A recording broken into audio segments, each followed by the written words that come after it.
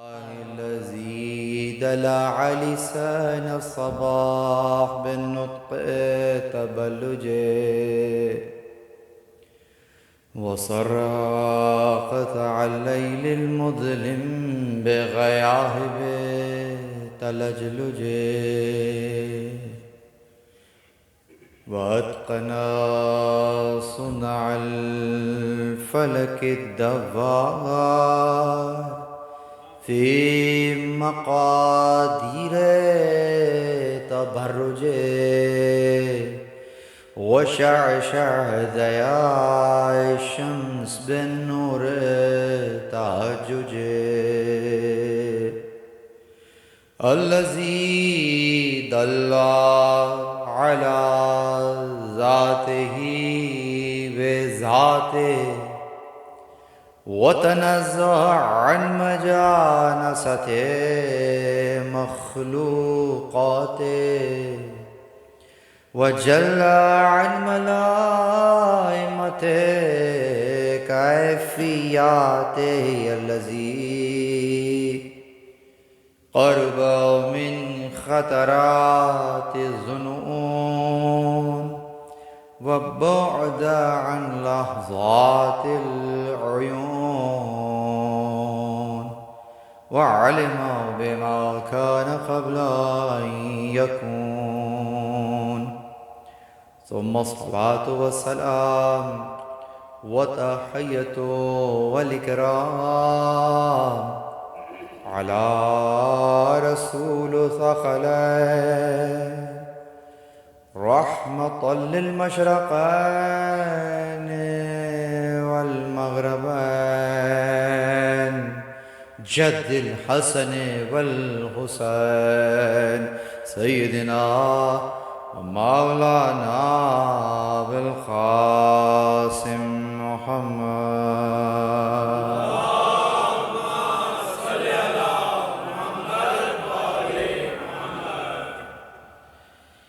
وأهل بيته الطيبين الطاهرين المعصومين المظلومين المنتجبين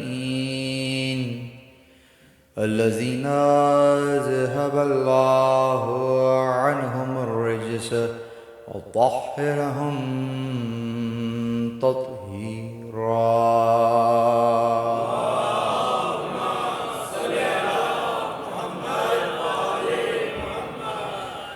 ولعنة الله على أعدائهم من يوم عداوتهم إلى قيام يوم الدين. أما بعد، قال الله سبحانه وتعالى في محكم كتابه المجيد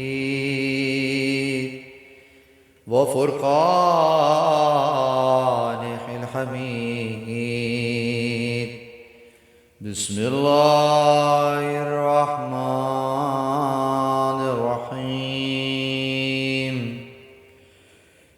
إنا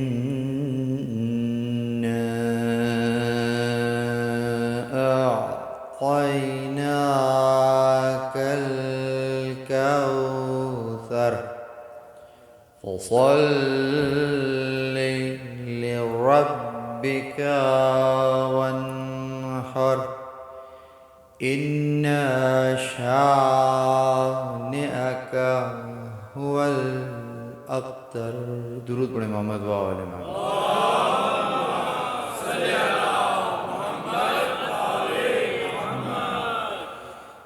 الحمد لله الذي جعلنا من المتمسكين بالقرآن الكريم وبولاية أمير المؤمنين وآئمة المعصومين عليهم السلام.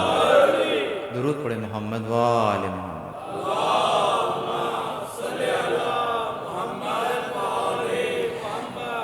تمام تر تعریفیں خدا وحدہ لا شریک کے لیے.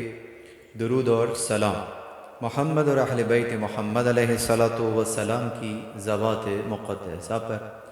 حمد ہے اس خدا کی کہ جس نے ہمیں اور آپ کو قرآن کریم ولایت امیر المومنین اور دیگر ائمہ علیہم السلام کی ولایت سے متمسک کیا.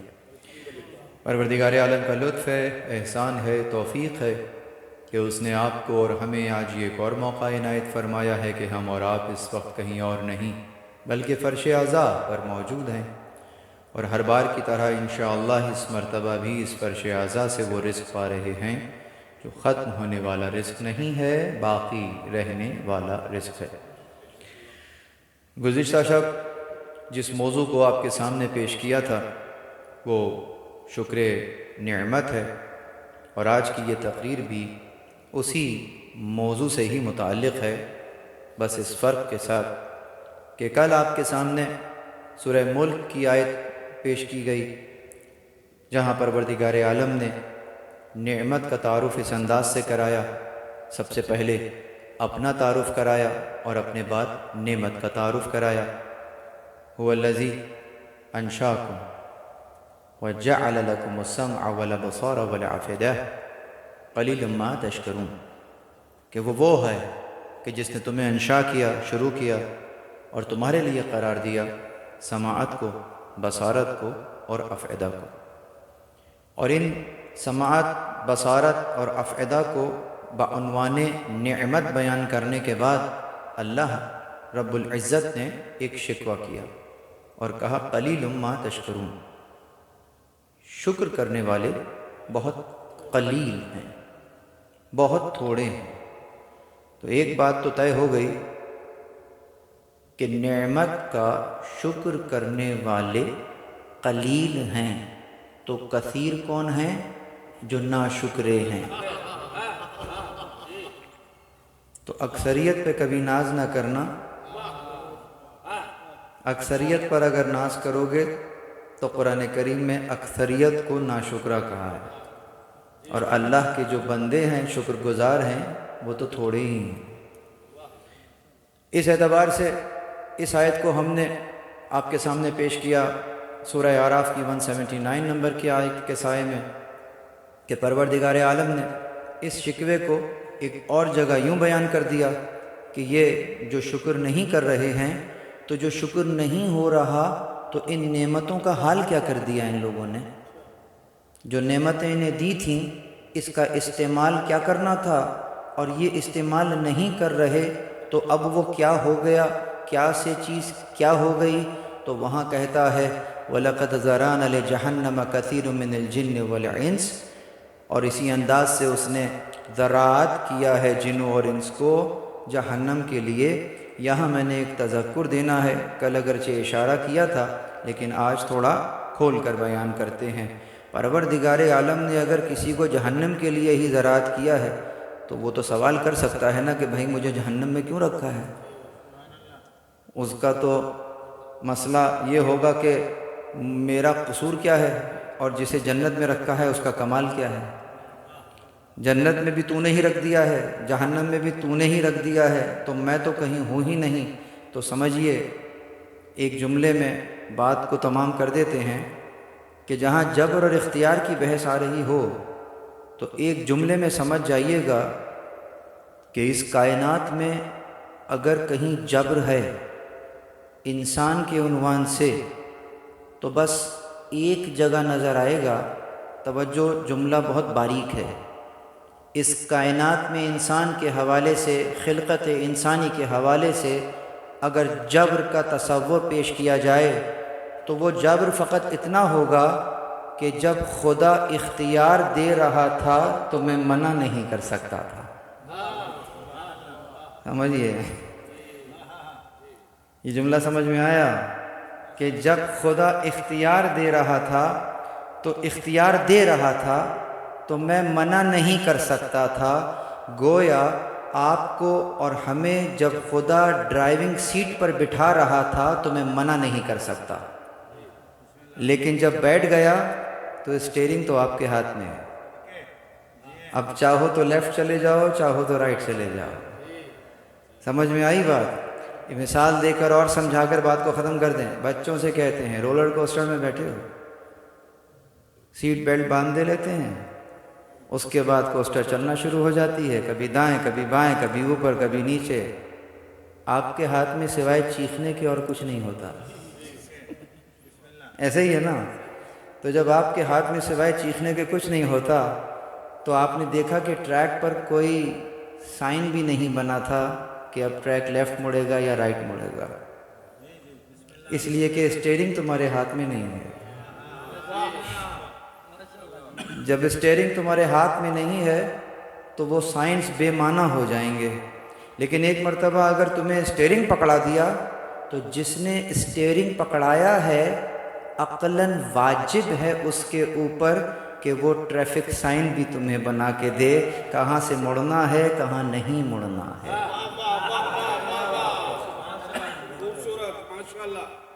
اب اگر ٹریفک سائن وہ بنا کر دے رہا ہے تو سمجھیے یعنی آپ کو اور مجھے اگر اختیار دے رہا ہے، عقلاً واجب ہے کہ ہدایت کا انتظام بھی کرے کہ اس اختیار کو کہاں استعمال کرنا ہے کہاں استعمال نہیں کرنا ہے۔ درود پر محمد و آل محمد۔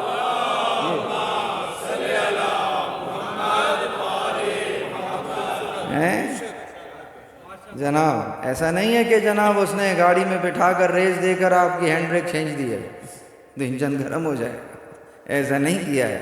اس نے آپ کو اختیار دینے کے بعد پابند اگر کیا ہے تو یہ پابند کیا ہے کہ اس انداز سے ہم چاہتے ہیں کہ تم اس طرف چلو اس طرف نہ چلو، لیکن کوئی اگر چلنا چاہے ادھر تو ہاتھ پکڑ کر نہیں روکیں گے، نہ ہاتھ پکڑ کر صحیح راستے پر چلوائیں گے، نہ ہاتھ پکڑ کر غلط راستے پر جانے سے روکیں گے۔ کیوں؟ پھر ایک جملہ کہہ کر یہاں تک کہ گفتگو کو ختم کر دوں، اس لیے کہ یہ وہ چاہتا ہے کہ آپ اور میں اپنی چاہت میں اختیار رکھیں۔ یہ اختیار کا رکھنا اس کی ہی چاہت ہے، وہ چاہتا ہی یہی ہے۔ یعنی کہ اگر دو راستے ہیں، ایک اے ہے ایک بی ہے، تو وہ چاہتا یہ ہے کہ جو صحیح راستہ ہے وہ آپ اپنی چاہت سے اختیار کریں۔ بیان بھی کر دیتا ہے یہ صحیح ہے وہ غلط ہے، لیکن اگر اس اختیار کا غلط استعمال کر کے کوئی غلط راستہ کو اختیار کر لیتا ہے، وہ ہاتھ پکڑ کے روکتا نہیں ہے۔ اسی لیے سزا کے لیے جہنم کو تیار رکھا ہوا ہے۔ تو وہ نہیں ہے کہ وہ چاہتا ہے کہ بندوں کو جہنم میں پھینک دیں، بندہ خود اپنے لیے جہنم تیار کر رہا۔ درود پر محمد و آل محمد۔ آپ کے لیے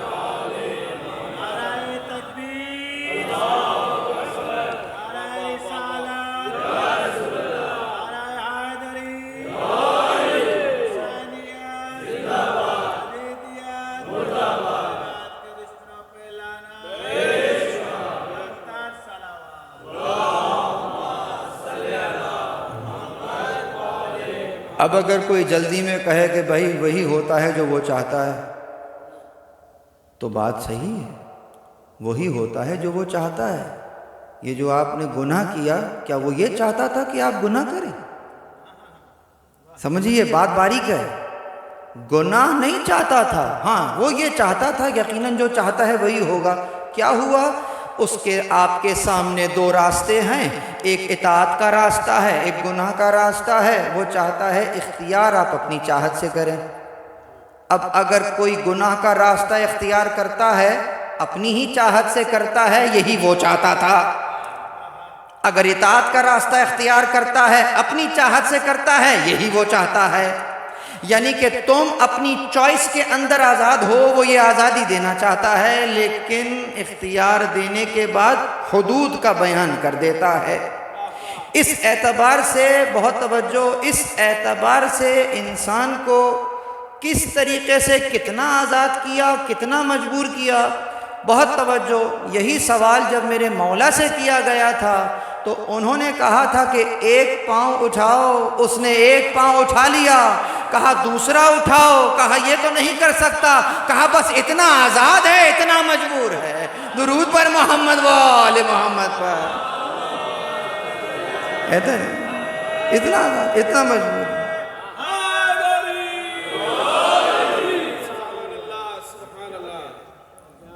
سمجھ میں آئی بات؟ یہ اس بدو کو آنسر دیا تھا۔ اب سامنے جو ہے ماشاءاللہ پڑھے لکھے لوگ ہیں، تو میں ائمہ کی روایات میں سے ایکسٹریکٹ نکال کر اگر آپ کی سماعتوں کی نظر اسی چیز کو کر دوں، کیونکہ میرے مولا نے آپ لوگوں کے لیے فرمایا تھا کہ لا جبر ولا تفویض بل امر بین الامرین، نہ جبر ہے نہ تفویض ہے۔ جبر کا مطلب مکمل مجبور، تفویض کا مطلب مکمل آزاد۔ وہ جنہوں نے تفویض کے نظریے کو لیا معتزلی کہلائے، وہ جنہوں نے جبر کے نظریے کو لیا وہ اشعری کہلائے۔ آج کل کے اہل سنت پر یہ والا رنگ غالب ہے، یعنی جو جبر کا نظریہ رکھتے ہیں۔ تو میرے مولا نے اس وقت چھٹے امام نے جو نظریہ بیان کیا، جو کہ نظریہ محمدی ہے، فرمایا نہ جابر ہے، یہاں اشعریوں کی نفی کر دی، نہ تفویض ہے، یہاں معتزلیوں کی بھی نفی کر دی، بل امر بین الامرین، جبکہ امر تو اس کے درمیان میں ہے۔ یہی بات بدو کو اس انداز سے سمجھائی تھی، امام نے یوں سمجھایا، اب میں اس کو آسان کر کے شرح کر دوں، یعنی انسان تکویناً آزاد ہے، تشریعاً مجبور۔ اب یہ مشکل بات ہے، سمجھیے، پتہ نہیں آسان کیا ہے مشکل کر دیا۔ تکویناً آزاد ہے، تشریعاً مجبور ہے۔ مثلا اگر آپ کو کچھ دیکھنا ہو تو یقیناً آنکھ کے ذریعے سے ہی دیکھیں گے نا۔ آنکھ جہاں اٹھے گی منظر نظر آنا شروع ہو جائے گا، لیفٹ کو اٹھائیے رائٹ کو اٹھائیے کوئی پرابلم نہیں، ایسا ہی ہے نا۔ اگر سامنے توجہ رکھیے، اگر سامنے حلال منظر ہوگا آنکھ تو دیکھ ہی رہی ہوگی، حرام ہوگا تو بھی آنکھ تو دیکھ ہی رہی ہوگی۔ ایسا نہیں ہوگا کہ حرام منظر سامنے آئے اور آنکھ کی روشنی چلی جائے، اور جائز اور حلال منظر سامنے ہو تو پھر روشنی آ جائے۔ تو یہ اس طرح کی روشنی آنا جانا یہاں نہیں چلے گا، روشنی تو آنکھ میں رہے گی، یعنی جو دکھنا ہے وہ تو دکھے گا۔ یہ ہے آزادی، اور اس آزادی کے ساتھ اب وہ آپ کو مجبور کیسے کر رہا ہے؟ کہہ رہا ہے کہ یقیناً آنکھ تو دیکھے گی، دکھنے سے نہیں رکے گی، لیکن ہم یہ چاہتے ہیں کہ حلال کو دیکھو حرام کو نہ دیکھو۔ یہاں پر آ کر آپ کو روک دیا گیا۔ یہی معاملہ زبان کا ہے، جو چاہے بول سکتی ہے، سچ بھی بول سکتی ہے، جھوٹ بھی بول سکتی ہے۔ یوں تو نہیں ہے نا کہ جھوٹ بولتے وقت زبان بند ہو جائے گی کہ سوری یہ سافٹ ویئر تو مجھ میں انسٹال ہی نہیں ہوا ہے۔ اس ہارڈ ویئر میں سے سارے کے سارا ڈیٹا باہر آ سکتا ہے، صحیح بھی آ جائے گا غلط بھی آ جائے گا، یہ آزاد ہے۔ لیکن مجبور کہاں کیا؟ اس کو پابند کر رہا ہے احکام کے ذریعے سے، کہ ہم یہ چاہتے ہیں قولوا قولا سدیدا، وہ بات کہو جو درست ہو۔ درود پڑھے محمد وآلہ۔ بس عزیز، تو اب تک کی گفتگو کا، کل کی گفتگو کا یہاں تک کنکلوژن یہ نکلا کہ اس نے جو آپ کو نعمت دی تھی وہ سمع، بصار، ابصار اور افئدہ دیا، اس کو اگر استعمال نہ کیا، یعنی اگر اس سے فائدہ نہ لیا، تو پھر پیچھے بچ جائے گی آنکھ، کان اور دل، جسے قلب کہہ رہے ہیں۔ تو گویا نتیجہ یہ نکلا کہ آنکھ کا فنکشن ہے بصارت، کان کا فنکشن ہے سماعت، اور قلب کا فنکشن ہے تفکر و تدبر۔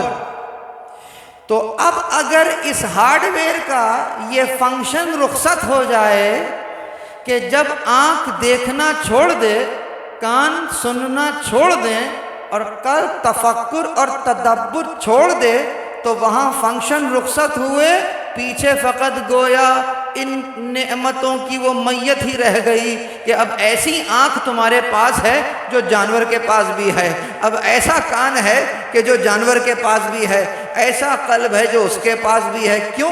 ہم نے اسے افئدہ نہیں دیا تھا، تمہیں دیا ہے. ہم نے اسے بصارت نہیں دی تھی، تمہیں دی ہے. ہم نے اسے سماعت بھی نہیں دی تھی، تمہیں دی ہے. یہ وہ نعمت ہے کہ اس کے بلبوتے پر تم وہاں پہنچ سکتے ہو جہاں فرشتہ بھی پر نہیں مار سکتا ہے.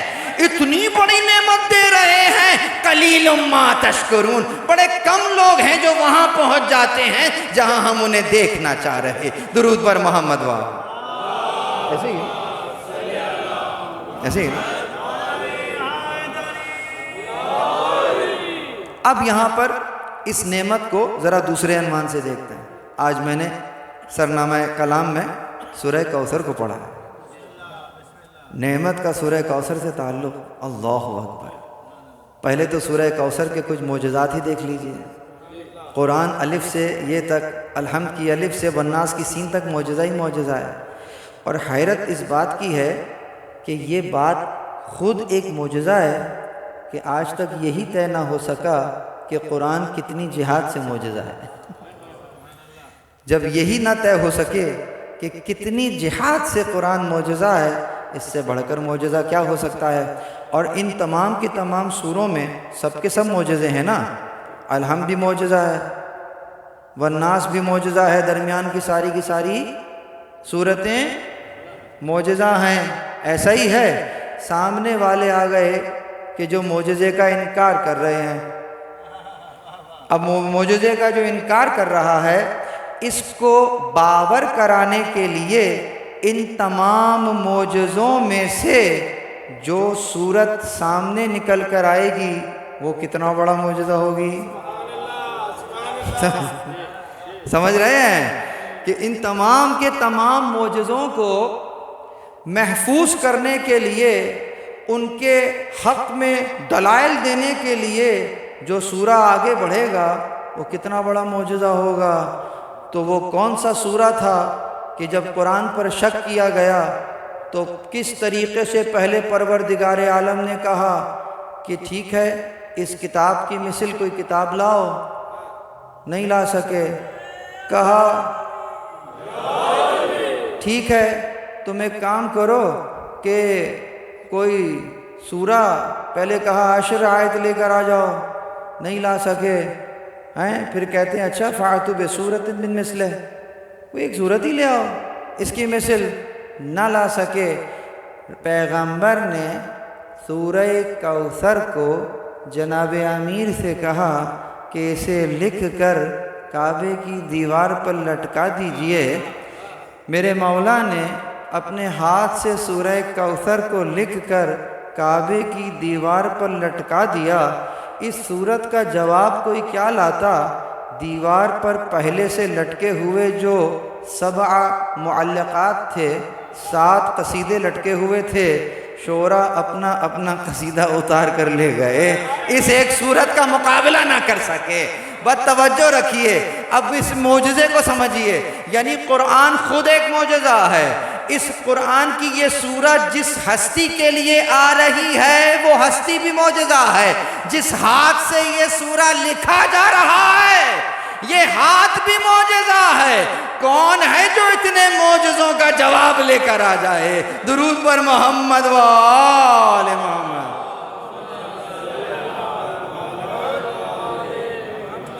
کون ہے جو اتنے صورتوں کا جواب لے کر آ جائے؟ اچھا مجھے اشارہ کیا جا رہا ہے باہر پیچھے جگہ کم ہو گئی ہے. آپ لوگ درود پڑھتے ہوئے ذرا آگے تشریف لے آئیے. اللہم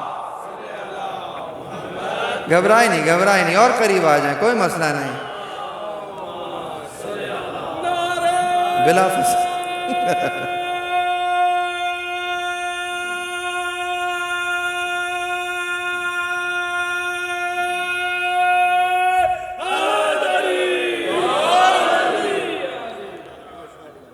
ویسے بھی بلا فصل کے ماننے والوں کو فصل دے کر نہیں بیٹھنا چاہیے، بلا فصل ہی بیٹھنا چاہیے.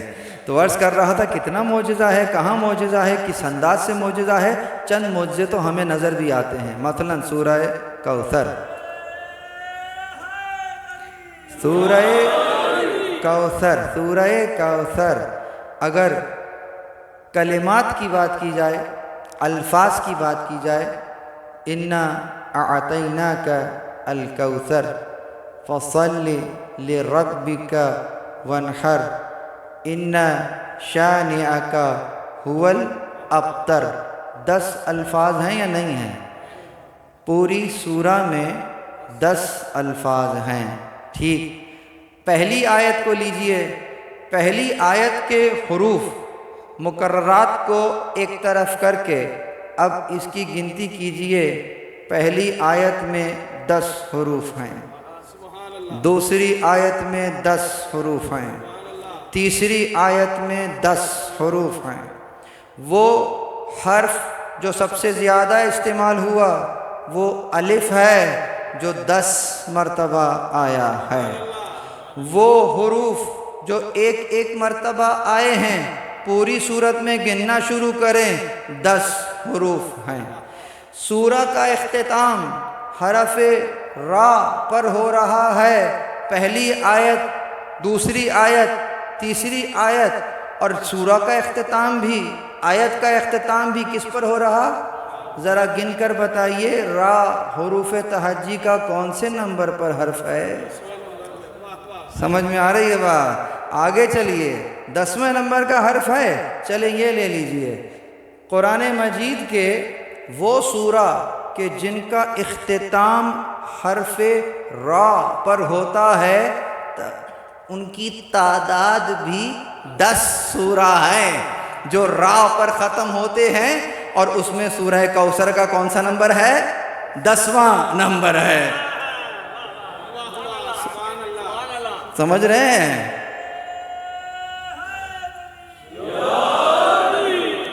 دسواں نمبر ہے. اور آخر میں کہہ رہا ہے فصل لربک وانحر. یہ قربانی کون سے مہینے میں کس تاریخ کو کرتے ہو؟ وہ بھی 10 ہی کو کرتے ہیں. سمجھ رہے ہیں؟ کیا راز ہے خدا کی قسم. پورے قرآن کریم کے اندر دیکھتے ہیں تو ہمیں جو لفظ ابتر ہے جو رسول اللہ کو دیا گیا تھا، اس انداز سے کہہ رہا تھا وہ ایک ملعون، تو اس لفظ کو آپ قرآن کریم میں دیکھیے ایک ہی مقام پر آیا ہے، اور اس ایک ہی مقام پر جو لفظ آیا ہے پروردگار نے اس کے مقابلے پر جو لفظ دیا، قرآن کو تو چھوڑیے، عربوں میں بھی وہ لفظ آشنا نہیں تھا کہ یہ کون سا لفظ ہے.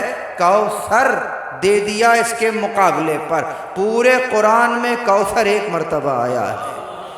اگر ابتر ایک مرتبہ آیا ہے، کوثر بھی ایک ہی مرتبہ آیا ہے. اب سوال یہ پیدا ہوتا ہے کہ اس پور سورہ کا شکر نعمت سے کیا تعلق ہے، جو میرا موضوع ہے. اس میں نعمت کا شکر کس انداز سے کرنا ہے بیان کرتے ہیں، لیکن ذرا پہلے کوثر کو تو سمجھ لیں.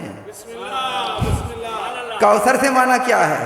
کوثر کے اگرچہ متعدد معنی ہیں، میں کوثر کی بات کر رہا ہوں. کوثر کے متعدد معنی ہیں. کثرت کا معنی بھی لیا جاتا ہے، لیکن کثرت 2 طرح کی ہوتی ہے، نیگیٹو، پازیٹو. ٹھیک، وہ جو پازیٹو کثرت ہے وہ ہے کوثر، وہ جو نیگیٹو کثرت ہے وہ ہے تکاثر. تکاثر الگ ہے، کوثر الگ ہے. ہیں دونوں کثرت، لیکن ایک نیگیٹو ہے ایک پازیٹو ہے. تو ہم بات کر رہے ہیں پازیٹو کثرت کی، جو جلدی میں ترجمہ کیا گیا. تو اب دیکھیں کہ آخر کوثر کا مطلب کیا ہے. اور یاد رکھیے گا، یہ ایک اور جملہ دے رہا ہوں، اصول دے رہا ہوں، کہ جب کبھی بھی ایک لفظ کے متعدد معنی ہوں تو اس متعدد معنی میں وہ جو کامنالٹی ہے نا، جس کی وجہ سے اسے وہ لفظ کہا جا رہا، اس میں کوئی نہ کوئی چیز ایسی ہے جو مشترک ہوتی ہے. گویا جب ہم اسے اصطلاحی معنی میں بھی لے کر جائیں گے تو وہ جو اس کی اصل حقیقت ہے وہ زائل نہیں ہوتی ہے. میں نے ابھی 3-4 دن پہلے کی مجلس میں شعر کی بات کی تھی کہ بال کو بھی شعر کہتے ہیں، سوئی کو بھی شعر کہتے ہیں، جو آپ پڑھ رہے ہیں اس کو بھی شعر کہتے ہیں. تو یقیناً اس کے معنی الگ الگ تھے، لیکن وہ جو کامنالٹی تھی، وہ جو مشترک چیز تھی، وہ تھی باریکی، وہ سب میں مشترک نظر آئی. ایسا ہے یا نہیں ہے؟ تو اب اس چیز کو ذہن میں رکھتے ہوئے کہ جو کثرت کہہ رہا ہے اور پھر متعدد معنی کر رہا ہے، دیکھتے ہیں کہ اس کا معنی کیا ہے۔ کچھ مفسرین نے اس کا معنی لیا کہ اللہ جنت میں موجود ایک نہر کی بات کر رہا ہے، حوض کی بات کر رہا ہے، اس کا نام ہے کوثر، اور وہ رسول اللہ کو دے دی، کہ اس سے مراد حوض کوثر ہے اور وہ رسول اللہ کو دے دیا۔ اب میں آپ سے کہوں چلیے یہ معنی لیا گیا ہے نا، لیکن ہم تو سوال تو کر سکتے ہیں نا بھائی، ہاں سوال تو ہو سکتا ہے۔ یہ بتائیے اگر میں آپ کو کوئی گھر ہے جو آپ کے نام کر دوں، مثال دے رہا ہوں، کوئی کمٹمنٹ نہیں کر رہا، اگر میں کوئی گھر آپ کے نام کر دوں، کانٹریکٹ آپ کو دے دیا، آپ کو سیل ڈیڈ کیا ہوتی ہے جو بھی ہے بنا بنو کے دے دی، دینے کے بعد کہوں سنیے وہ جو پانی کی ٹنکی ہے نا وہ بھی آپ کو دے دی،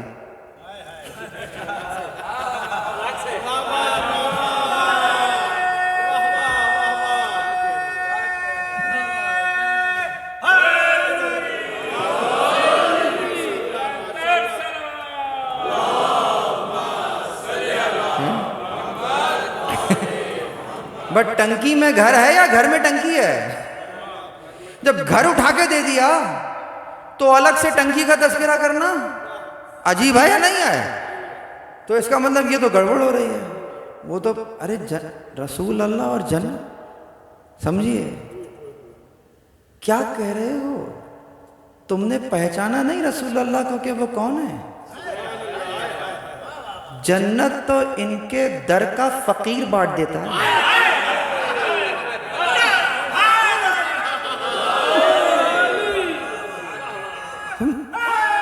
فقیر فقیر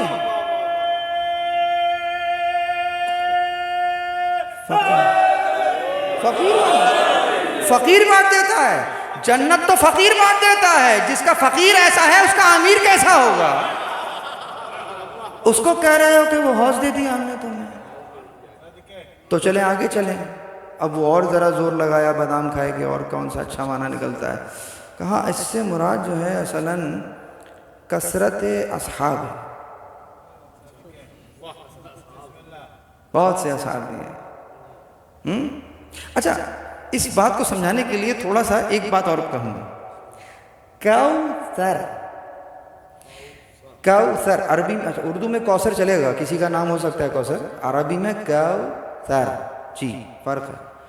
کوثر بوزن فعل، فعل، جب ہم کسی کو لفظ کو وزن دیکھتے ہیں تو وہاں سے پتہ کرتے ہیں کہ اس کا معنی کیا ہوگا، تو عربی میں لفظ کا وزن بتاتا ہے کہ معنی کس انداز سے کیا جائے۔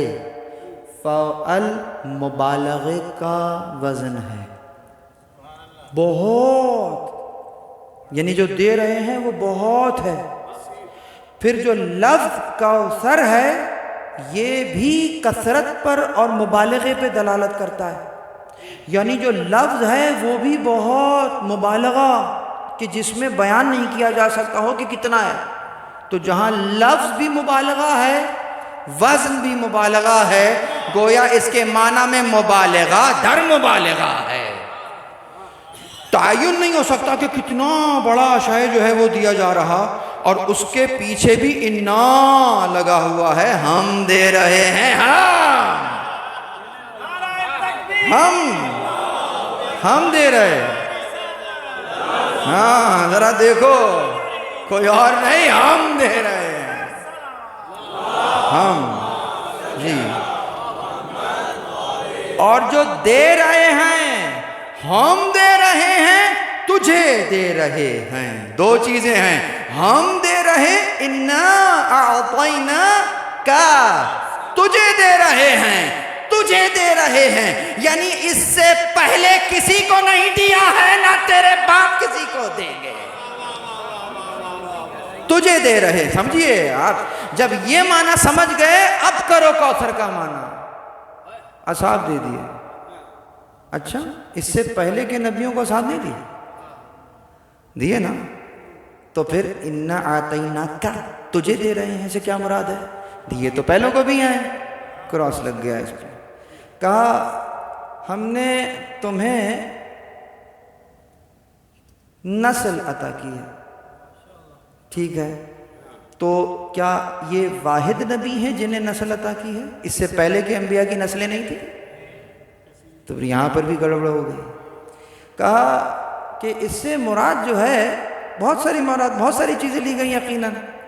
کہا خیر کثیر ہے۔ کیا ہے؟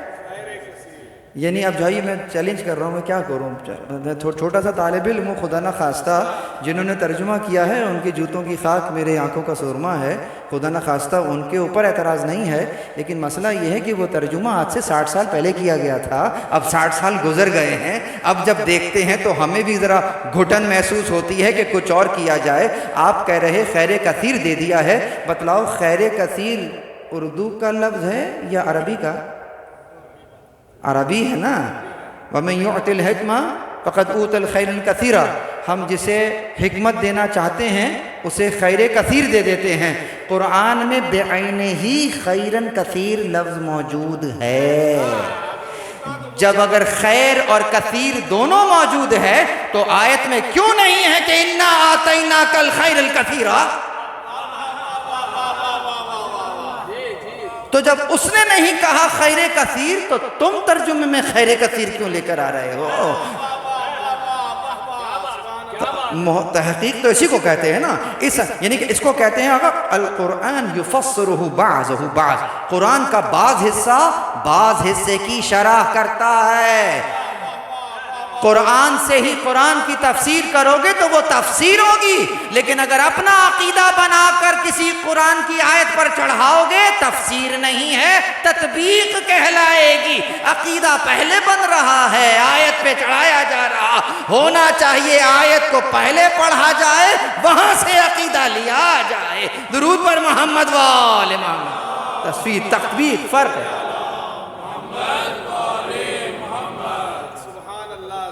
یہ جو اتنے مسائل ہیں امت مسلمہ میں یہ انہی تطبیقوں کی وجہ سے ہیں۔ اگر تفسیر کی ہوتی تو پھر حقیقت پر پہنچ جاتے۔ تو کیا کہا کثرت ہے، آپ کو بہت سی اولاد دی ہے، تو اولاد تو اوروں کو بھی دی ہے، معاملہ کچھ اور ہے۔ توجہ۔ اچھا اب ابھی جملہ میں نے ابھی حدیث کا پڑھا کہ قرآن کو قرآن سے سمجھیں، تو وہ قرآنی کیا کہ جو اسی سورہ کے اندر تمہیں جواب نہ دے دے کہ کوثر کا معنی کیا ہے۔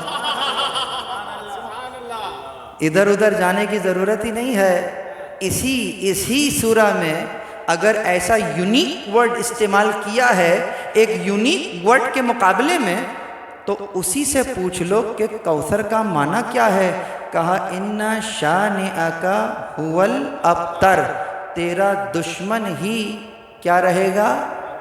بے نام و نشان رہے گا۔ سمجھ میں آئی بات؟ یعنی کہ ابتر کا معنی کیا ہوتا ہے؟ کسی کپڑے میں بہت سارے چھید کر دو، ابتر ہے، بیکار ہو گیا، اس کو کسی کوئی کام کا نہیں ہے۔ اس طرح سے ترجمہ کریں گے تو بے نام و نشان رہے گا، بیکار ہو جائے گا، دم بریدہ ہو جائے گا، ختم ہو جائے گا، تباہ و برباد ہو جائے گا، کوئی نام لینے والا نہ رہے گا۔ یہ تمام میننگ اب ابتر کی کیے جا سکتے ہیں نا، میں ایک اٹھا لیتا ہوں، یعنی کہ بے نام و نشان۔ سمجھ میں آئی بات؟ تو اب اگر ابتر بے نام و نشان ہے، نتیجہ دے رہا ہوں جہاں تک آواز آ رہی ہے، اگر ابتر کا معنی بے نام و نشان ہے تو یہ بتلاؤ کہ اس کے مقابلے پر پروردگار نے انہیں کیا دیا؟ یہی کہہ کر تو دیا ہے نا کہ اے میرے حبیب ہم تجھے الکوثر دے رہے ہیں، تیرا دشمن ہے جو بے نام و نشان رہے گا۔ اس کا مطلب یہ ہوا اس بے نام و نشان کو 180 ڈگری پلٹ دو تو تمہیں سمجھ میں آئے گا کہ وہاں کیا دیا جا رہا ہے، کیا چیز کے مقابلے میں دیا جا رہا۔ بس اب فہرست بنانا شروع کر دو۔ اگر جس چیز سے رسول اللہ کا نام رہ رہا ہو سمجھ جانا مصداق کوثر ہے۔ درود پر محمد وآل محمد پر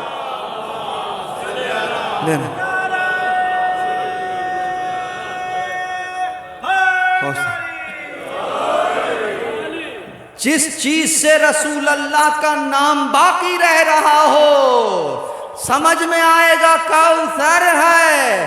اب بتائیے اگر تو اس اعتبار سے بہت توجہ اب اگر رسول اللہ خود یہ کہتے ہوئے نظر آ جائیں حسین منی وانا من الحسین، بتلاؤ کوثر مانا نہیں لوگے تو کیا مانا؟ درود پر محمد وآل محمد۔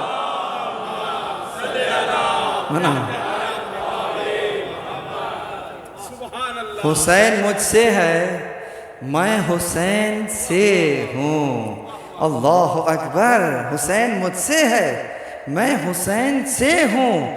اس کے بعد کہہ رہے ہیں کہ پروردگار سے احب اللہ من احب حسین۔ آقا اس جملے کے دو معنی ہیں، یہ عموماً ہم یہ پڑھتے نہیں ہیں، صرف وہیں پہ حسین و منی وانا من الحسین وہاں پہ رک جاتے ہیں، آگے نہیں جاتے۔ بھائی پوری حدیث پڑھیں، احب اللہ من احب حسین، اس کے دو معنی ہیں۔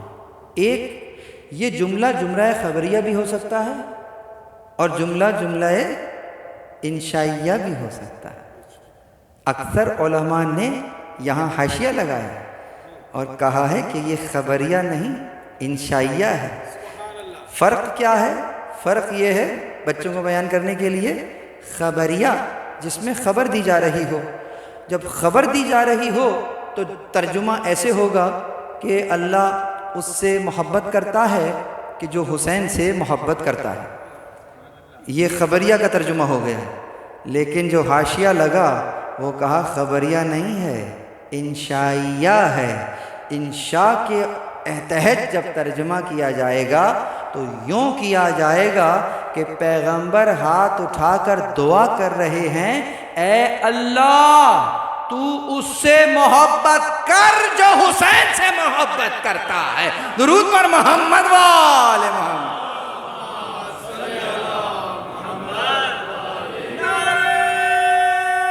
تو کر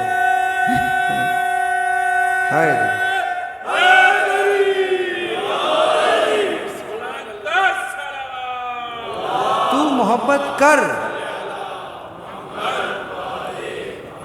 اسی لیے ایک روایت بھی ہے، پروردگار عالم خود اس نور کو مزید روشن کر دیتا ہے کہ جو اپنے دل کے اندر ذرا سا بھی کوئی رغبت دکھائے، تو روایت موجود ہے من اراد اللہ بہ الخیر قذف فی قلبہ حب الحسین وحب زیارتہ، کہ اللہ جب کسی کو خیر دینا چاہتا ہے تو اس کے دل میں حسین کی محبت اور اس کی زیارت کی محبت کو ڈال دیتا ہے۔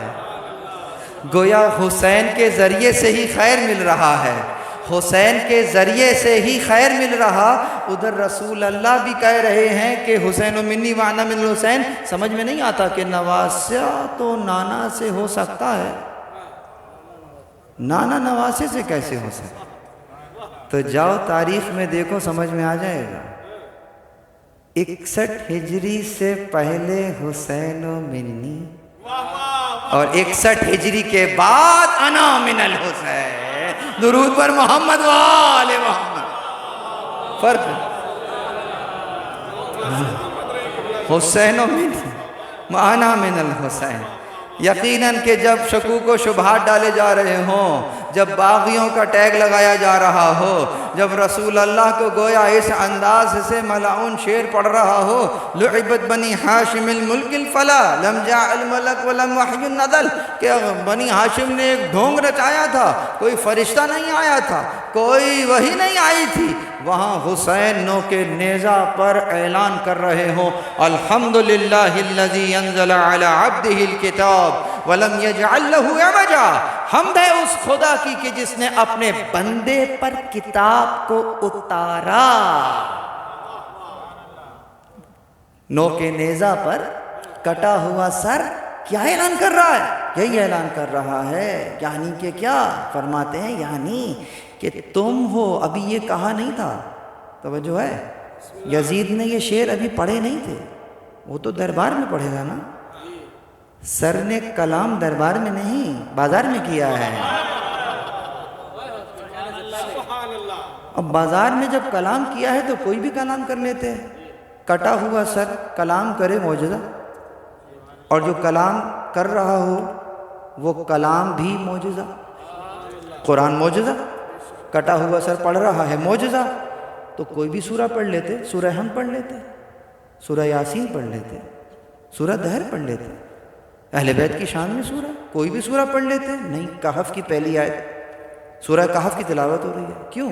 اب سمجھ میں آیا کہ اس کہف کی پہلی آیت کے اندر ہی تو رد ہے اس کے اشعار کا. وہ کہہ رہا ہے کوئی وحی نہیں آئی، یہ کہہ رہے ہیں حمد خدا کی کہ جس نے اپنے بندے پر وحی کو اتارا. کتاب بھی محفوظ ہو رہی ہے، رسالت بھی محفوظ ہو رہی ہے. نوکے نیزہ پر حسین منی وانا من الحسین کا مجسم نمونہ نظر آ رہا ہے. درود بر محمد وآل محمد. بس عزیز، تو گویا اب نعمت اتنی بڑی ملی ہے تو اس نعمت کا شکر کیا ہے؟ ہاں، شکر نعمت تو یہاں سے ہے نا. شکرانے نعمت ہے یا نہیں ہے؟ شکر کے تو درجے ہیں بہت سے. ابھی آؤں گا میں اسی آیت پہ آؤں گا. لیکن شکر کا درجہ یعنی کہ کیا؟ دل سے شکر، یعنی نعمت کی تصویر کو دل اور ذہن میں رکھنا کہ مجھے یہ نعمت ملی ہے، دل سے شکر ہو رہا ہے. دوسرا درجہ کیا ہے؟ کہا زبان سے شکر، یعنی وہ یہ ہے کہ خود زبان بھی ایک نعمت ہے. زبان نعمت ہے. نعمت سے نعمت کو یاد کرنا. یہ جو شکر نعمت کر رہے ہو، شکر الحمدللہ، یہ شکر الحمدللہ کہنا بھی ایک نعمت ہے. اور ہر نعمت پر شکر لازم ہے. تو یہاں آپ کو نعمت ملی، آپ نے کہا شکر الحمدللہ، یہ تو خود ایک نعمت ہے. اب اس کے اوپر بھی ایک شکر لازم آ گیا، تو پھر کہو شکر الحمدللہ، یہ بھی ایک نعمت ہے کہ اسی کی دی ہوئی قوت سے تم نے شکر کیا ہے. تو اب اس کے اوپر بھی ایک شکر لازم آ گیا. تم شکر کرتے جاؤ کرتے جاؤ، زندگی ختم ہو جائے گی، شکر ختم نہیں ہو سکتا ہے. درود پر محمد وآل محمد. ایسے ہی ہے.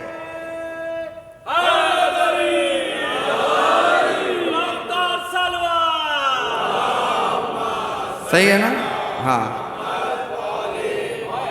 لیکن اب تک کے جو شکر بیان کیے ہیں ان سے بھی افضل ترین جو اصل شکر ہے وہ بھی بیان نہیں کیا. اور وہ کیا ہے؟ پہلے تو فقط ذہنی تصور تھا شکر کا، کہ بس صرف ذہن میں وہ تصویر آ گئی ہے کہ اس کا شکر کرنا ہے. دوسرے منزل پر زبان سے شکر کر رہے تھے، لیکن ابھی بھی پیپر کلیئر نہیں ہوا ہے. تھیوریز کلیئر کر لی ہے، پریکٹیکل رہ گیا ہے. اور جب پریکٹیکل کیسے کیا جائے گا؟ پریکٹیکل ایسے کیا جائے گا شکر کا، یعنی جو نعمت دی ہے، جو اعضاء و جوارے دیے ہیں، انہیں اسی مقصد میں استعمال کرنا جس مقصد کے لیے دیے ہیں. یہ اس مقصد میں استعمال شکر نعمت کہلائے گا. اگر اس کے ذریعے سے گناہ کر لیا تو یہ نعمت سے سوء استفادہ ہے. اسی لیے میرے مولا سے جب کسی نے سوال کیا تھا کہ میں یقیناً گناہ چھوڑنا میں چاہتا ہوں کہ میں جو چاہوں کر لوں، میں جو چاہوں تو گناہ کرنا چاہوں کروں، مجھے کوئی ایسی پرمیشن دے دیں. تو اس کو پرمیشن اسی انداز کی ملی کہ ٹھیک ہے، جو کرنا چاہتا ہے کر لے. ایک شرط ہے. کیا؟ یقیناً خدا کی مخالفت کرنا چاہ رہا ہے نا، تو اس مخالفت میں اس کی دی ہوئی کوئی نعمت استعمال نہ کرنا.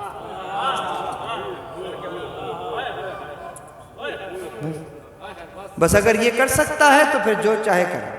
اور سن، ایک اور کام کر لینا، اور وہ یہ کہ جب گناہ کا ارادہ کرنا تو گناہ کرتے وقت اس کی حکومت سے نکل جانا،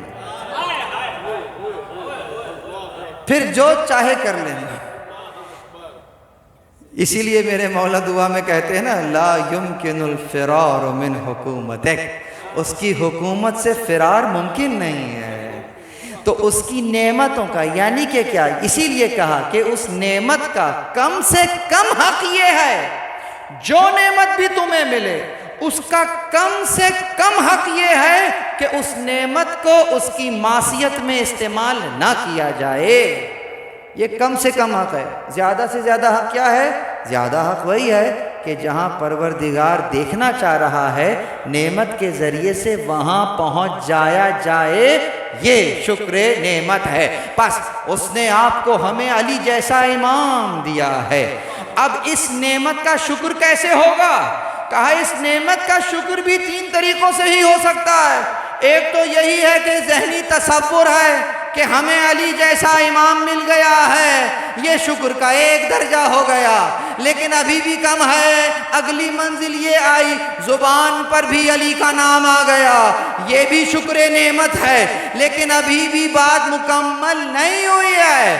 اور اصل بات تو اب مکمل ہو رہی کہ جب اعضاء و جوارے سے علی کی ولا چھلک چھلک کے نظر آنے لگے، سمجھ جانا شکر نعمت ادا ہو رہا۔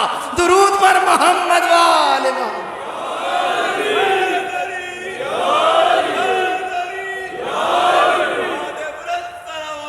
اللہ ایسے نا اس اسٹیٹمنٹ کو سیکنڈ کرنے کے لیے روایت موجود ہے، یا علی مثلک کمثل سورۃ الاخلاص فی القرآن، اے علی آپ کی مثال میری امت میں ایسی ہے جیسے قرآن میں سورہ اخلاص۔ روایت یہاں تک ختم ہو گئی، شرح کیجئے کیا معنی؟ پہلا، ایک مرتبہ سورہ اخلاص پڑھ لو تو کیا ہوا؟ 1/3 قرآن۔ 2 مرتبہ پڑھ لو 2/3 قرآن ختم۔ 3 مرتبہ پڑھ لو مکمل قرآن ختم کا ثواب لکھ دیا گیا۔ یہی کہا نا آپ کی مثال سورہ اخلاص جیسی ہی ہے، وہ کہ جس نے دل سے علی ولی اللہ کہا 1/3 ایمان مکمل۔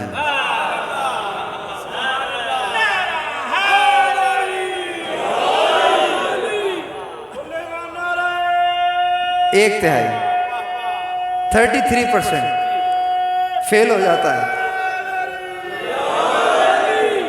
یہ 1/3 مکمل ہوا ہے، ابھی 33% پہ کھڑے ہوئے ہیں، آگا ہے تھوڑی سی ہوا چلی فیل ہو جائیں گے، تو یہ 1/3 مکمل ہو گیا۔ چلو اور محنت کی، یہاں سے دل سے نکل کے زبان پہ بھی جاری ہو گیا علی ولی اللہ، 2/3 ایمان مکمل ہو گیا۔ ابھی بھی مکمل ایمان مکمل نہیں ہوا، کیوں؟ تیسرا درجہ باقی ہے، وہ یہی ہے کہ فقط زبان سے نہ کہہ رہے ہو، اعضاء و جوارے گواہی دے رہے ہو میرا علی جیسا امام ہے۔ درود پر محمد وآل محمد۔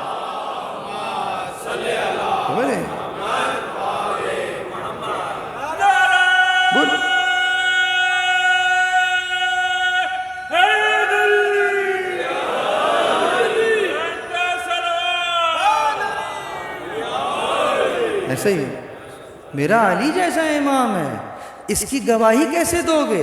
اس کی گواہی کیسے دو گے؟ آپ ایک شخص آئے بہت ہی گندا میلا کچیلا بدبو آ رہی ہو اور کہے کہ میں صفائی سے بڑی محبت کرتا ہوں، کہے کہ خوشبوؤں سے بڑی محبت کرتا ہوں، کہا جھوٹ بول رہے ہو، جھوٹ کہہ رہے ہو، اگر کرتے ہوتے تو یہ جو ہو رہا ہے یہ نہ ہوتا۔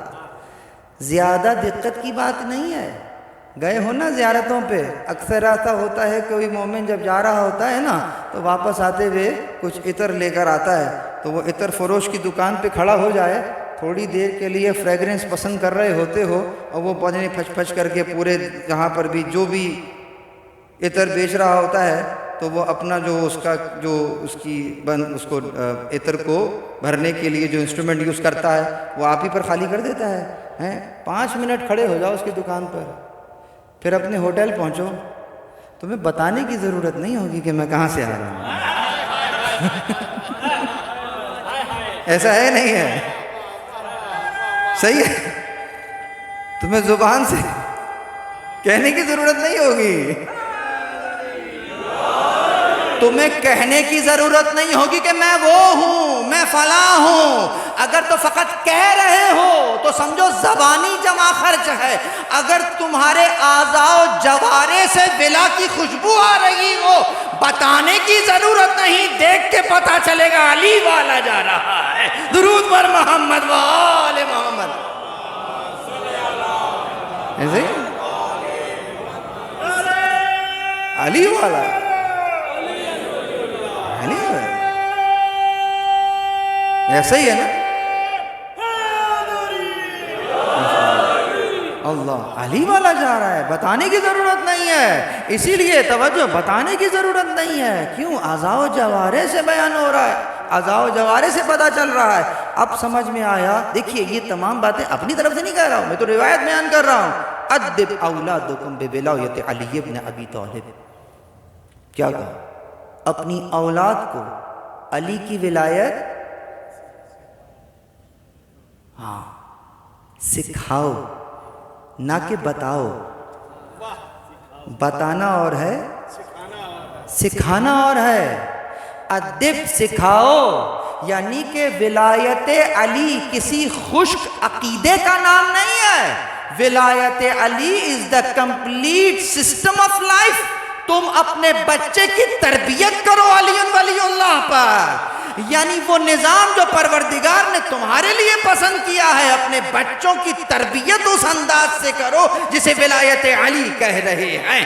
اسی لیے یہ اتنا ضروری تھا کہ نماز آ چکی، روزہ آ چکا، حج آ چکا، تمام کے تمام احکامات آ رہے تھے، لیکن ابھی ایک اعلان ہونا باقی ہے۔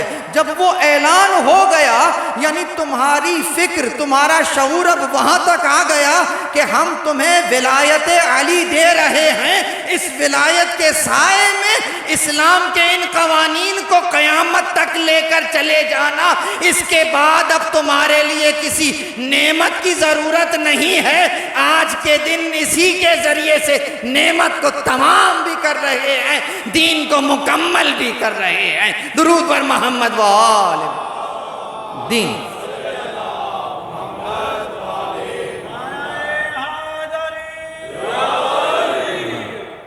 اسی لیے جب کبھی بھی دین پر وقت آیا تو سامنے علی نظر آتے ہیں۔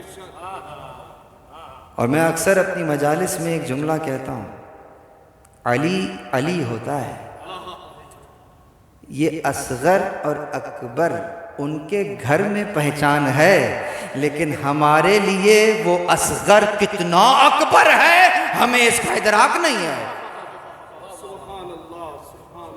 باب الحوائج ہے، چولہا برآمد ہوگا نا، اللہ اکبر۔ اس شہزادے کا جھولا، سمجھ رہے ہیں کون سی صفت میں نے بیان کر دی؟ امام، اللہ اکبر، کل حسین کے جھولے سے مس کیا تھا نا، شفا ملی ہی نہیں ملی؟ جس جھولے کو مس کرنے سے فرشتوں کو شفا مل جائے، اللہ اکبر، اسی کے پوتے کا جھولا آج نکلنے والا ہے۔ باب الحوائج ہے۔ اہل بیت وہ ہستیاں ہیں کہ چاہے ان میں امام معصوم ہوں، ساتویں امام باب الحوائج، چاہے ابو الفضل مولا غازی ہوں، باب الحوائج ہیں۔ یہاں سن و سال کی قید نہیں ہے، 6 مہینے کا ہی صحیح، لیکن باب الحوائج۔ اللہ اکبر۔ یقیناً مومنین بہت سی مرادیں دل میں لے کر آئے ہوں گے نا۔ آج کے دن جھولے سے کون سا تبرک لوگے؟ دیکھو بہت سے لوگ آئے ہیں، خدا نہ خواستہ میں تبرک کو نہیں کہہ رہا ہوں، مگر سمجھو، ہو سکتا ہے کہ کوئی منت مانگنے آیا ہو سکتا ہے کہ کوئی اپنی نوکری کا مسئلہ لے کر آ گیا ہو سکتا ہے کوئی اپنی اولاد کے لیے آ گیا ہو۔ وہ باب الحوائج ہے۔ یہ بہت چھوٹی چھوٹی چیزیں ہیں جو مانگ رہے ہو، وہ تو مل ہی جائیں گی۔ کون سی چیز لوگے جھولے سے آج؟ سمجھو، آج علی اصغر سے رزق استقامت لے لینا، اپنے امام زمان کی نصرت کا رزق لے لینا، اس لیے کہ کل جب میرا مولا آواز بلند کر رہا تھا، حل من ناصر ینصرنا، من مغیث یغیثنا، ہے کوئی جو ہماری مدد اور نصرت کرے؟ عزیزوں روایات ہمیں بتلاتی ہیں جب پہلی مرتبہ آواز دی ہے جنوں کا ایک غول آ گیا کہ فرزند زہرا ہمیں حکم دیجئے ہم آپ کی مدد کرتے ہیں، آپ نے جنوں کو منع کر دیا، پھر کہا هل من ناصر ینصرنا، فرشتوں کی جماعت آ گئی، فرشتوں کو منع کر دیا، فرشتوں کی بھی نصرت نہیں لہی۔ اب جب تیسری آواز آتی ہے هل من ناصر ینصرنا، روات کے غیبے سے رونے کی آواز بلند ہوئی، روات کے غیبے سے رونے کی آواز بلند ہوئی، گویا امام زمان سمجھ گئے ناصر تیار ہے۔ اللہ اکبر، خیمے میں تشریف لائے، خیمے میں جو منظر دیکھا، کیا منظر دیکھا جانتے ہیں؟ جب 10ویں کا دن گزر رہا تھا نا، علی اصغر پیاس کی شدت سے اتنے لاغر ہو گئے تھے، ماں کپڑا اٹھا اٹھا کر دیکھتی تھی کہ زندہ ہے یا چل بسے۔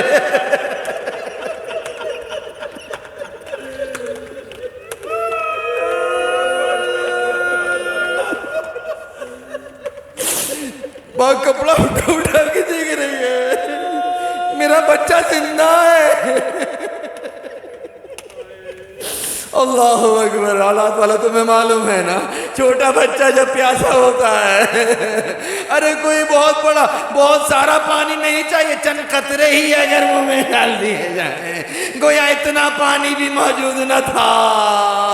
وہ علی اصغر کہ جو صبح سے عصر کی وقت تک ایسا ہے کہ ماں بار بار دیکھ رہی زندہ ہے یا چل بسا، ابھی مولا نے نصرت کے لیے کیا طلب کیا، ایسی توانائی آ گئی ناصر میں، خود کو جھولے سے گرا دیا۔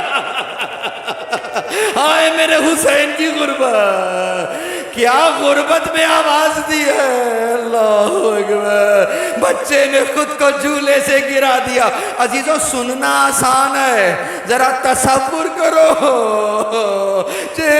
علی اصغر غیرت نے گوارا نہیں کیا کہ امام زمانہ، روایات ہمیں بتلاتی ہے مولا علی نے جنگ کے درمیان میں ایک مرتبہ یہ آواز دے دی تھی، هل من ناصر ینصرنا، ارے اصحاب تڑپ کر رہ گئے، مولا یہ نعرہ نہ لگائیے، غربت کا نعرہ ہے، ہم زندہ ہیں۔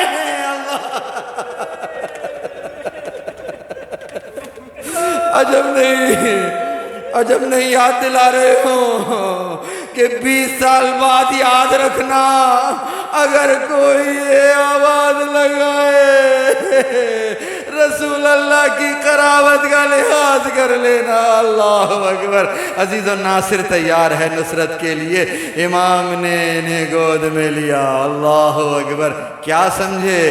یعنی جنوں کی نصرت نہیں لی، فرشتوں کی نصرت نہیں لی، لینی تھی تو علی اصغر کی نصرت لے لی، اس لیے کہ اگر جن نصرت کرتے ممکن ہے جان بچ جاتی، فرشتے نصرت کرتے جان بچ جاتی، لیکن جب اصغر نصرت کریں گے ہو سکتا ہے یقیناً جان تو نہیں بچے گی لیکن مقصد ضرور بچ جائے گا۔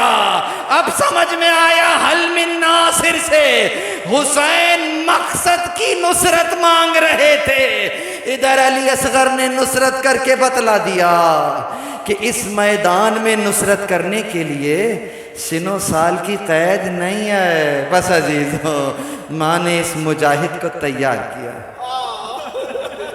اللہ جانتے کیسے تیار کیا؟ آستینوں کو الٹ دیا،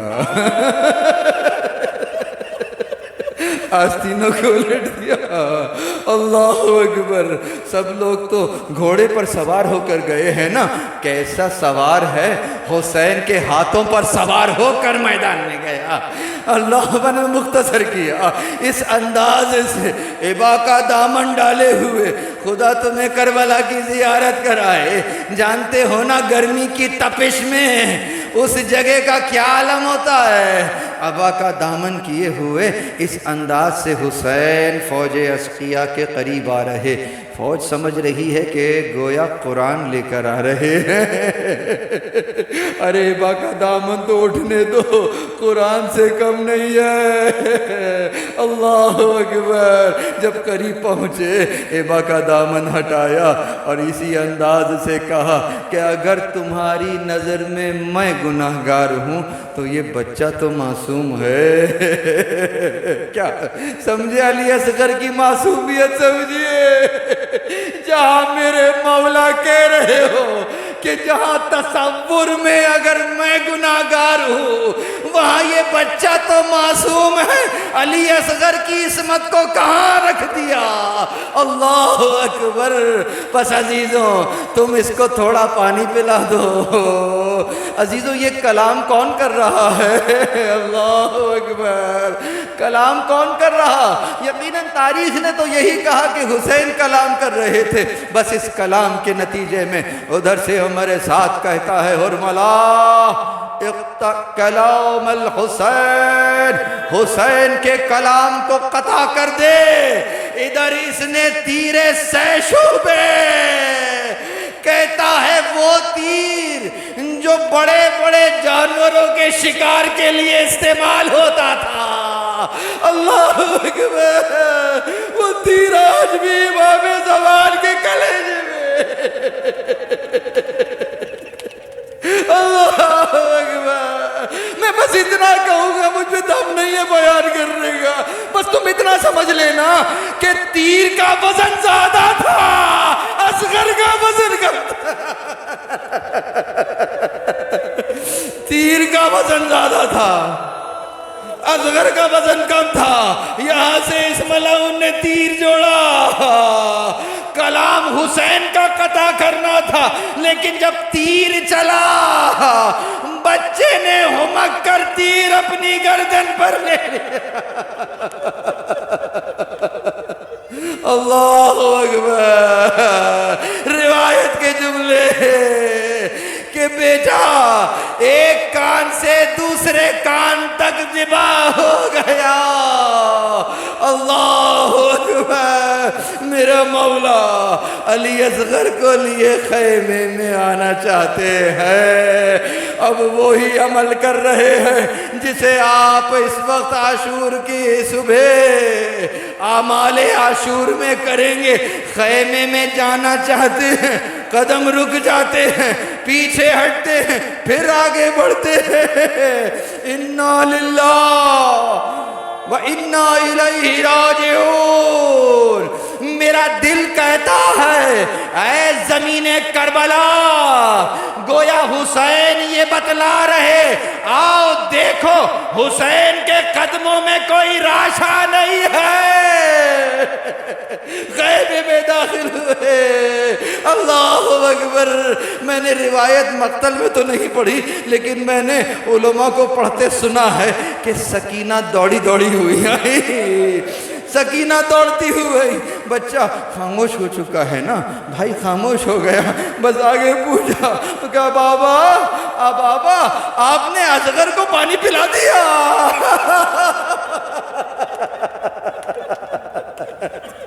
اللہ۔ وہ سکینہ جو خود بھی پیاسی ہے، وہ پیاسی سکینہ آ کر پوچھ رہی ہے بابا آپ نے اصغر کو پانی پلا دیا۔ میرے مولا کی زبان پہ کوئی الفاظ نہ آ سکے، کیا جواب دے سکینہ کو؟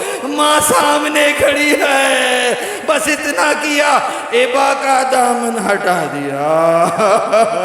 اب جب ماں نے، خدا کسی ماں کو یہ منظر نہ دکھلائے، اس کی جگر کا پارا حسین کے ہاتھوں میں، کیا منظر دیکھا۔ سمجھے جو رونے آئے، سمجھیے بس ایک جملہ کہا، گویا ماں کو یہ تو اندازہ تھا کہ بچہ جو ہے وہ شہید ہو جائے گا، لیکن اس انداز کا اندازہ نہ تھا۔ بس اتنا کہا، سمجھئے گا میں نے جو آیت پڑھی اس میں بھی یہی کہا تھا نا کہ شکر نعمت ہے فصلی لربک وانحر۔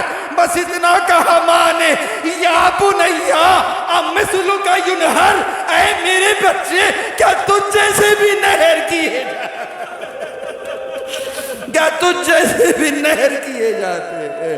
اللہ اکبر، ہائے مولا حسین کا شکر، اللہ اکبر۔ بس عزیزو میں نے تمام کیا، سمجھیے اب اس انداز سے خیمے کے پیچھے چلے، خیمے کے پیچھے ذوالفقار سے ایک ننھی سی قبر کو کھولو۔ ذوالفقار بھی حیران ہو رہی ہوگی، مولا نہیں معلوم تھا یہ خدمت بھی کرنی ہو، گرم ریتی میں ننھی سی قبر ہے۔ اللہ اکبر۔ اب سمجھیے میں بہت طویل مسائل پڑھنا نہیں چاہ رہا تھا، لیکن ایک جملہ کہوں گا پھر کبھی بیان کروں گا، لیکن سمجھیے حسین 4 مقامات پر ایسے روئے ہیں کہ راوی نے کہا ہے بکا الحسین بکا الشدید، حسین نے شدید گریہ کیا ہے۔ ان تمام مواقعوں میں یہ ایک موقع تھا کہ جب بچے کو دفن کرنے لگے، اللہ جب دفن کرنے گرم ریتی ہے، علی اصغر کو قبر میں اتار دیا ہے، پیر کی طرف سے مٹی دینا شروع کر رہے ہیں۔ جب 6 ماہ کا ننھا سا چہرہ باقی رہ گیا، راوی کہتا ہے حسین نے اپنے چہرے کو بچے کے چہرے سے ہٹا لیا، گرم ریتی میں علی اصغر کو چھپا دیا۔